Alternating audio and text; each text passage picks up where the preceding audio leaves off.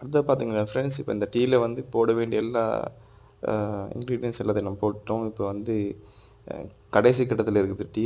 இப்போ நல்லா பாருங்கள் கொதிச்சிட்டு வருது. நிறைய வீடியோக்கள பார்த்துருப்பீங்க. இந்த மாரி டீய வந்து கொதிக்க விடுவாங்க. அதுக்கப்புறம் அது டேஸ்ட்டா இருக்குதா சொல்லுவாங்க. ஸோ நாமளும் ட்ரை பண்ணி பார்க்கலாம். இந்த மாரி நிறைய வீடியோக்கள் நம்ம சோசியல் மீடியால பார்த்துருக்குறோம்.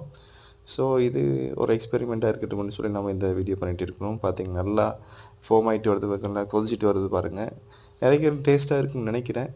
என்ன கேட்டா நம்ம முதல் தடவையா இத ட்ரை பண்ணி பார்க்குறோம். ஸோ இது ஒரு மசாலா டீயா இருக்கலாம். அதே மாரி வித்தியாசமான ஒரு டீயா இருக்கலாம். எந்த பேர் வேணா வைக்கலாம். ஸோ நம்ம இந்த டீய ட்ரை பண்ணி பார்த்துட்டு கண்டிப்பா அந்த அனுபவத்த உங்களோட ஷேர் பண்ணிக்கொள்றோம். அதாவது இதுதான் மெத்தடுன்னு சொல்லி ஒண்ணும் இல்ல. நம்ம எந்த ஒரு மெத்தட கையாண்டாலும் டேஸ்ட்டா வரும்னு சொன்னா, அது அது பரவால்ல. எந்த மெத்தட வேணா நம்ம கையாளலாம், ட்ரை பண்ணலாம். ஸோ இந்த மெத்தட்ல நீங்களும் ட்ரை பண்ணி பார்க்கலாம்.